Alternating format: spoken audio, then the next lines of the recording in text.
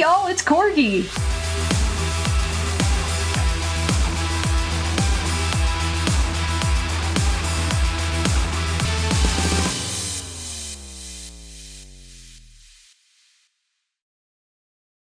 Hey y'all, it's Corgi. Welcome back to Beacon Pines. We are here for another chapter. This time we have gone back to chapter 5 to redo a certain scene, and it has given us a whole new path. So we're going to see where that takes us. Chapter 5. Signs. Is this like the movie Signs? Because that scared the shit out of me when I was a kid. I'm not gonna lie. The house I grew up in looks almost exactly like that house. And because we live in the middle of nowhere, and my grandpa grew corn every other year, we were surrounded by it on 3 sides, and I was paranoid constantly. They stood silently, catching their breath. The sky was like sapphire. With each breath, a plume of steam escaped from Luca's lungs. Let's keep moving. Luca pulled Iggy to his feet as they gazed across a snowy terrain. Okay. That was actually pretty badass. Uh-huh. I think we lost him. Are we up in the mountains? I don't think so. If anything, we went downhill. Then what's up with the Winter Wonderland? All I know is there's no going back the way we came. Let's see if we can get our bearings. Follow me. Find a way home. Okay. Wait, no, I know where we are. This is home. Look, look. Oh. This is the tree where Dad is buried. Right? I'm not crazy.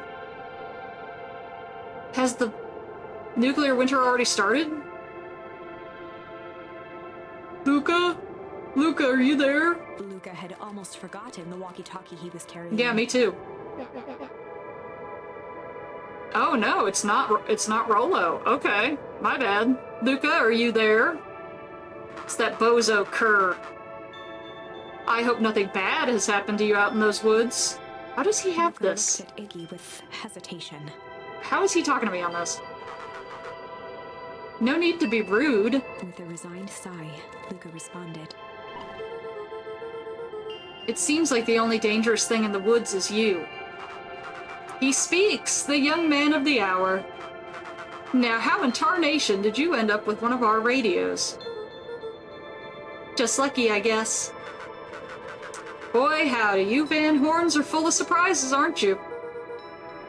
You knew my parents? I never had the honor of meeting your father, but your mom sure was a handful.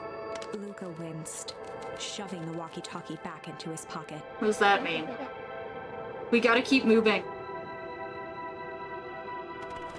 But this is... The tree's supposed to be here, right? And this is where my house is supposed to be. Look, there's the town sign. What's the readout? Sitting just above 258 Kelvin. That's down a bit from last time. Should we report this to Mr. Kerr? Still within safe ranges. It may be spreading, but it's under control for now. Even a small nudge in the equilibrium could cause a cascade. Dude, relax. Just a few more sites to hit before we can punch out. Let's get this over with. What the heck is going on? What is going on? What's all this? Hard to say with all this snow. I think it's a town sign. It's ours, y'all. I can almost make out letters under there. What town could this even be? There couldn't be another town this deep into Weepwood. I'm looking at evidence to the contrary. Let's figure out what we're dealing with here. Step 1, snow's gotta go. I'll see what I can do.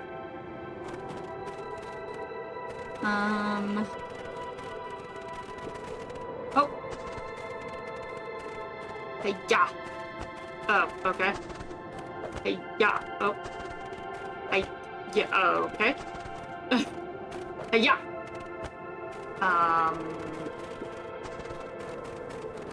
Hey, yeah.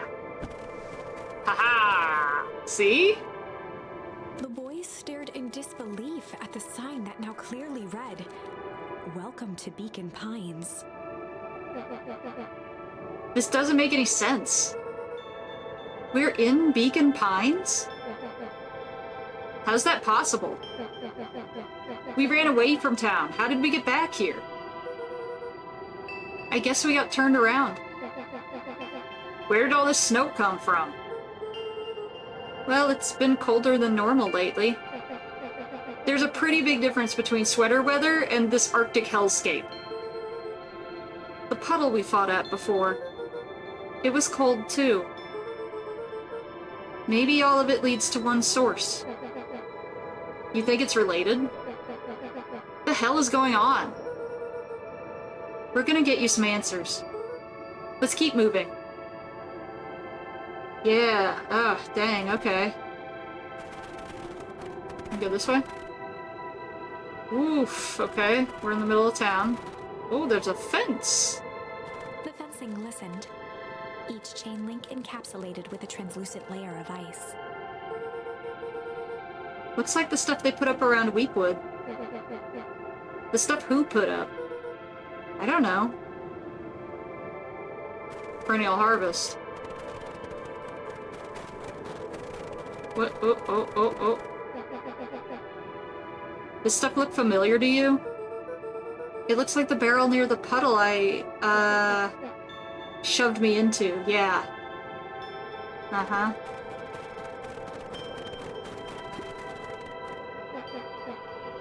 It's all frozen.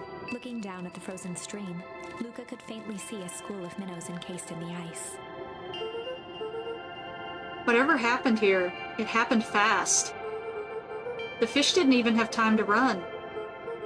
Or, you know, swim run. Man. Mr. Sinclair's not here, man. I expected to see him just still sitting right out here in the snow. He's gone. He's straight gone. The crunching of footsteps trailing Luca went hush. He looked back to see Iggy's face twisted with confusion. Everyone's gone. What? There's nothing here but more snow. There must be an explanation for all of this. We have to keep looking. You can look all you want. I quit. Iggy, we have to keep going. You don't get it, do you? This isn't one of your pathetic Hank Atomic stories. We aren't going to save the day. We aren't even going to save ourselves. My face is mangled, the town is destroyed, and everyone we've ever known is gone. We don't know that. You can't just quit. Do whatever you want. I'm done. Iggy, come on. Iggy, it's gonna be okay. Luca peered upward at the darkening sky. He let out a long, foggy breath. Faintly, Iggy began to cry. Seeing Iggy in such a pathetic state gave Luca a sense of compassion, and more than a little guilt. It is getting pretty late, I think. Probably not a great idea to stumble around in the dark anyway. Luca allowed himself to collapse next to Iggy. Let's just rest for a bit. The boys huddled together for warmth and comfort. If not for exhaustion, their minds would be racing, trying to make sense of the events of the day. As it was, all they had energy for was to sit in silence, numb. Well.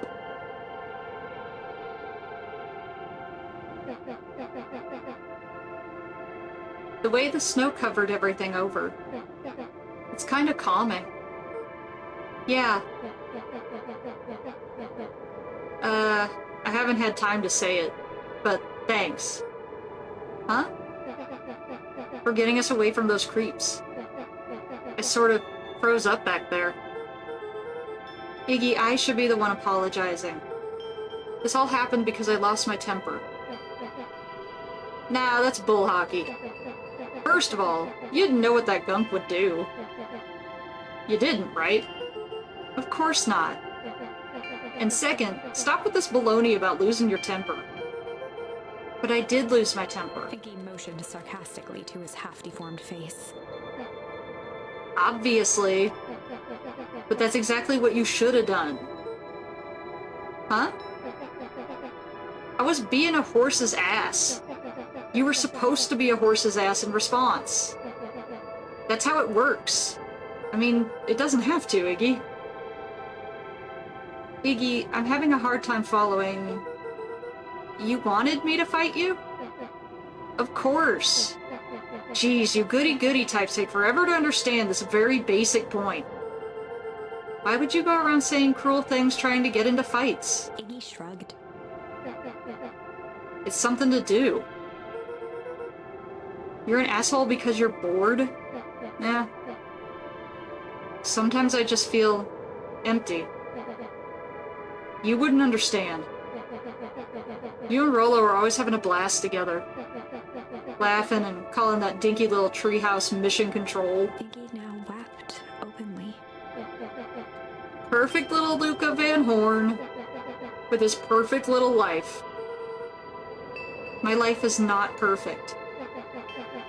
Everybody in town likes you. Not everybody. Hell, that new girl hasn't even unpacked yet, and even she likes you. You have Tish. He wiped his nose with a sleeve.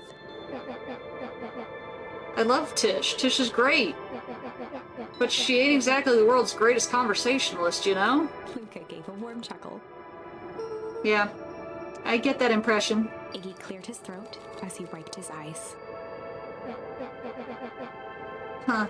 It must be raining out here. Terrible day for rain. Don't do this to me, game. Definitely. Iggy arched into a wide yawn.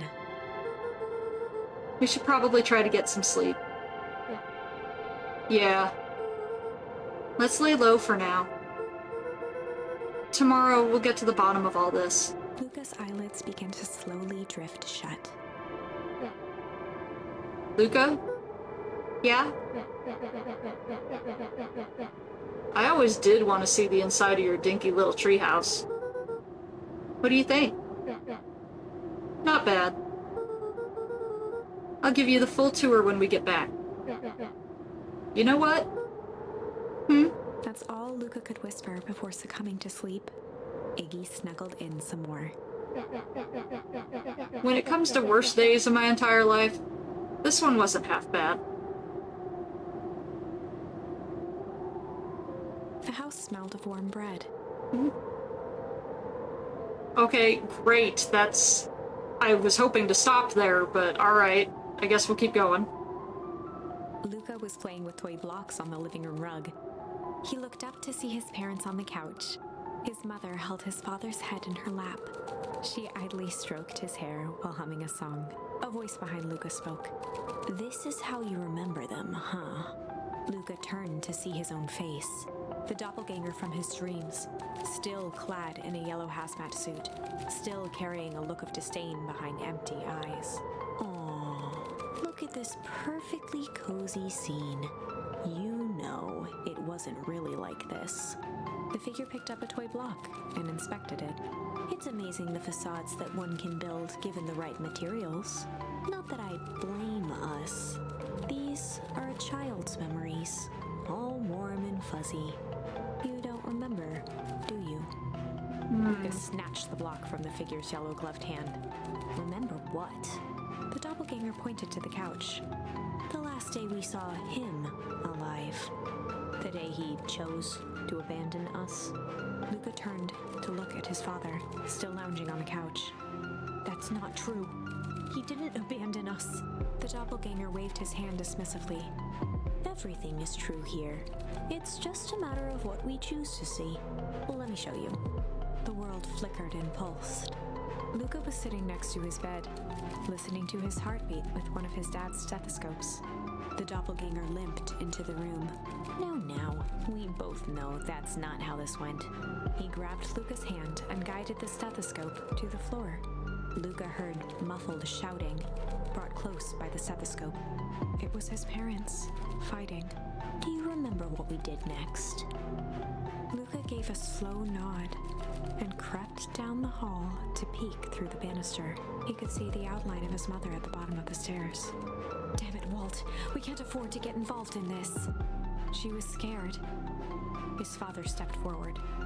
What am I supposed to do? Just watch? There's a sickness in this town, and we both know who's behind it. I swore an oath to help people. I won't turn my back on them. Luca's mother grabbed Walt. She was crying, pleading. I can't lose you. Walt calmly removed Eleanor's hand from his shoulder. What's right is right, and what's wrong is wrong. I could never live with myself if I let Sharper get away with this. Eleanor raised her voice. Spare me your bullshit platitudes. What about our son? Luca flinched, dropping the stethoscope down the stairs. Walt turned with a panicked smile. Luca, is that you, buddy? With tears in his eyes, Luca descended the stairs. Mom? Dad? What's going on? Walt dropped to a knee to meet Luca eye to eye. Nothing, buckaroo. Your mom and I just got a little overexcited is all. Luca placed the stethoscope against his father's chest. His heart was racing. It sounded like you were going somewhere? Walt gently removed the device from Luca's ears. Listen to me, Luca. I have some business to take care of. I'll be back in time to tuck you in. Luca hugged his father tightly. Promise? Walt stood up and walked to the door. He glanced over his shoulder. I promise. With a wink and a grin, he put on his hat and strode out into the evening sun. A figure approached soundlessly from the foggy snowfall. It stood above them, lingering in contemplation. Is that a possum? Slowly raising Or a one mouse? hand above Iggy, it snapped out 2 brisk raps on his head. Ow. From a deep slumber, Iggy sprang up defensively. Get your hands off me. Whether it was the calming presence or the recognition that he was not in danger, Iggy felt his clenched fists lower. Just what do you think you're doing? Luca looked up, gradually remembering his whereabouts. The figure exhaled a cloud of warm vapor. You two certainly have caused a lot of commotion. What's that supposed to mean? Take it easy, Iggy. We were asleep, minding our own business. You're the one running around knocking on people's heads. I'm sorry if I hurt you, Iggy. You didn't hurt nobody. Anybody. Huh? Oh, I see. You think you're better than me. You... When it came to complete strangers, Iggy had trouble cobbling together an insult. Fair enough. You big-hatted, scarfy-necked furball. Mm-hmm. Okay, let's lower the temperature a bit here. Interesting choice of words. I mean, let's all just calm down. Who are you? A friend. An observer. A hitchhiker on the infinite expanse of possibility. Great. How about a name? If you must call me something, you can call me Nat. Iggy huffed with gratification. How about you make like a gnat and buzz off? Very well. Nat began to turn away indifferently. Wait. Do you live here? You might say that. So you know where we are? You might also say that. Look, pal, we just want to find a safe way out of here. You gotta help us or not? Before knowing how to leave, one must know where they are. Alright, that does it.